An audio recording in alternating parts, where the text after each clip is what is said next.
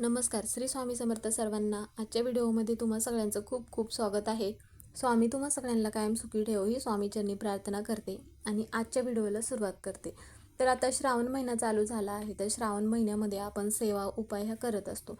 श्रावण महिना हा संपूर्ण भगवान शंकराला समर्पित आहे, हे तर सगळ्यांना माहितीच आहे. त्यामुळे आपण भगवान शंकराच्या सेवा असेल, उपवास असेल किंवा पूजा असेल, तर ह्या सगळ्या आपण सेवा संपूर्ण श्रावण महिन्यात करत असतो.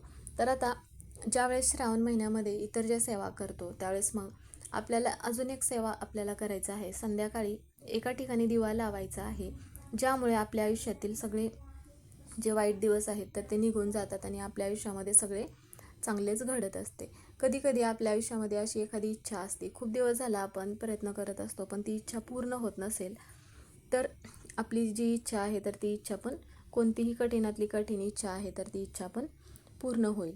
आता श्रावण महिना म्हटलं की आपण श्रावणामध्ये व्रत केल्यामुळे आपल्याला भगवान शंकराची आपल्यावरती म्हणा आपल्या घरावरती कृपादृष्टी ही राहत असते. म्हणून आपण श्रावण महिन्यामध्ये श्रावण शनिवार किंवा मग श्रावण गुरुवार चे पण उपवास आपण करत असतो.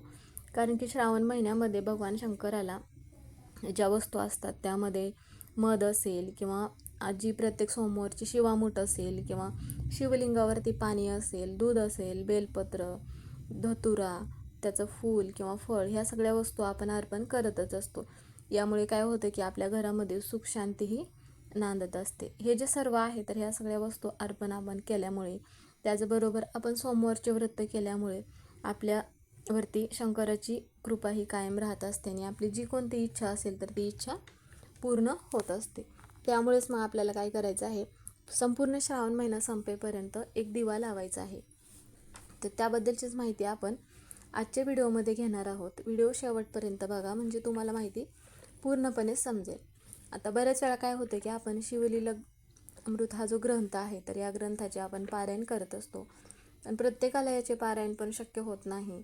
प्रत्येकाला घरामध्ये काही ना काहीतरी अडचणी असतात किंवा काही महिला म्हणा किंवा काही दादा म्हणा नोकरीसाठी बाहेर असतात, त्यामुळे वेळ भेटत नसल्यामुळे तर त्यांनी काय करायचं आहे की या ग्रंथामधील 11वा अध्याय जो असतो तर ज्याला आपण रुद्राध्याय असे म्हणत असतो, तो अध्याय जरी तुम्ही दररोज वाचन केला तरी तुम्हाला संपूर्ण पारायणाचे जे फळ आहे तर ते मिळत असते.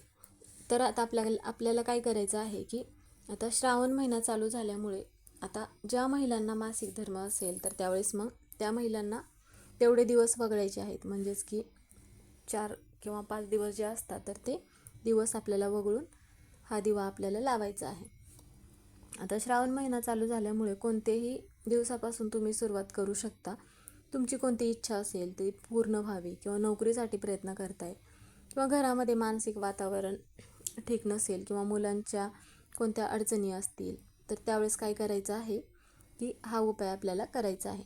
आता त्यासाठी आपल्याला काय करायचं आहे, तिळाचे तेल किंवा मग तुम्ही इतर कोणतंही तेल घेऊ शकता आणि एक मातीची पणती आपल्याला घ्यायचं आहे. त्यामध्ये आपल्याला दुहेरी वात लावायचा आहे. त्यामध्ये थोडेसे आपल्याला काळे तीळ टाकायचे आहेत आणि हा जो दिवा आहे तर आपल्याला घराच्या जवळपास तुमच्या बेलाचं झाड जर असेल तर तिथे हा दिवा आपल्याला लावायचा आहे. कारण की बेलाचे झाडं जो आहे तर शिवशंकराला सगळ्यात जास्त प्रिय आहे. कारण की सगळ्यांना माहितीच आहे की बेलपत्र जर नसेल पूजेमध्ये तर भगवान शंकराची कोणतीही पूजा ही पूर्ण होत नाही. एवढं महत्त्व मग बेलाच्या झाडाला दिलं जातं. बेलाच्या झाडामध्ये भगवान शिवशंकराचा वास असतो, त्यामुळे बेलाच्या झाडाला जास्त महत्त्व हे दिले जाते. आता आपण प्रत्येक सोमवारी मग बेलाचे पान तर आवर्जून आणत असतो.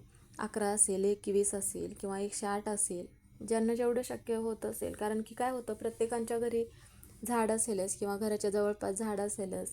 जिथे कुठे सामान भेटतं तिथे एवढी बेलाची पानं उपलब्ध असतीलच असे नाही. त्यामुळे जेवढे शक्य होईल तेवढं आपल्याला बेलपत्र हे अर्पण करायचं आहे.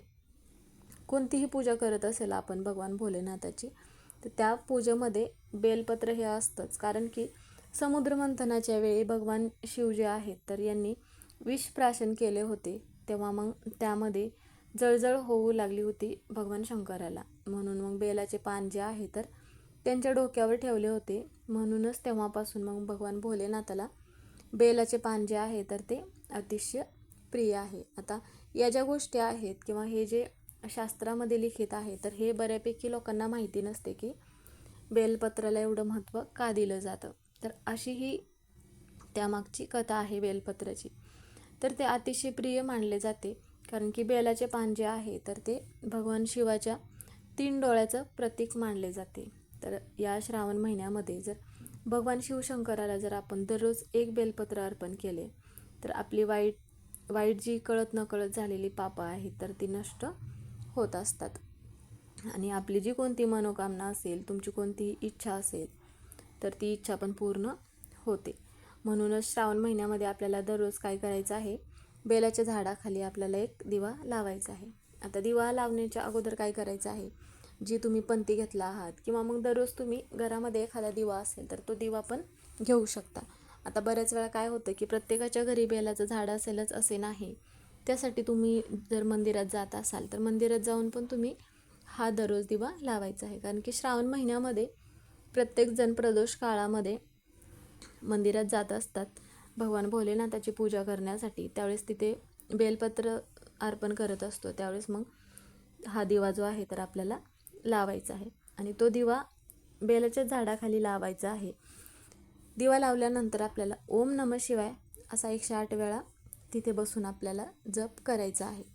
झाड जर घराच्या जवळपास नसेल तर किंवा प्रत्येकाच्या घरामध्ये शिवलिंग हे असतेच, तर मग तुम्ही असा जो हा दिवा आहे, आता बऱ्याच वेळा काय होतं की फ्लॅट सिस्टीममध्ये असतील किंवा मग शहरी भागांमध्ये काय होतं की झाडं जास्त उपलब्ध नसतील, जवळपास मंदिर नसेल, तर त्यावेळेस दररोज जाणं प्रत्येकाला लांबच्या मंदिरामध्ये शक्य होत नाही. मग तुमच्या देवघरामध्ये जर शिवलिंग असेल तर तुम्ही दररोज असा जो दिवा आहे तर घरी पण लावू शकता. कारण की काळे तीळ जे आहे तर ते काळे तीळ भगवान शंकराला अर्पण केल्यानंतर म्हणा किंवा अशा पद्धतीचा दिवा लागल्यानंतर आपल्या घरामधील जे दोष असतील तर ते दोष हे निघून जात असतात. एवढं महत्त्व मग काळ्या तिळाला दिलं जातं. म्हणूनच आपल्याला काय करायचं आहे की असा दिवा जो आहे तर तो दिवा लावायचा आहे. जर तुमच्या घराच्या जवळपास जर बेलाचं झाड असेल तर तुम्ही आवर्जून बेलाच्या झाडाला पण असा दिवा लावायचा आहे. तर तुम्हाला आता ही माहिती समजलीच असेल की कशा पद्धतीचा दिवा लावायचा आहे. तर हा दिवा लावत असताना घरामधील कोणतीही व्यक्ती दिवा लावू शकते, पण ज्या महिलांना मासिक धर्म असेल तर तेवढे दिवस वगळायचे आहेत आणि मग तुम्ही पुढे हा दिवा लावू शकता.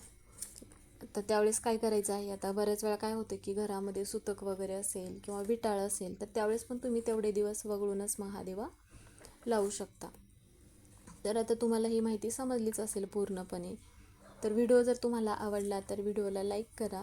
चॅनलवर नवीन असाल तर चॅनलला सबस्क्राईब करा. व्हिडिओला हाईप करायला विसरू नका. कमेंटमध्ये ओम नमः शिवाय हे लिहायला विसरू नका. व्हिडिओ पूर्ण बघितल्याबद्दल धन्यवाद.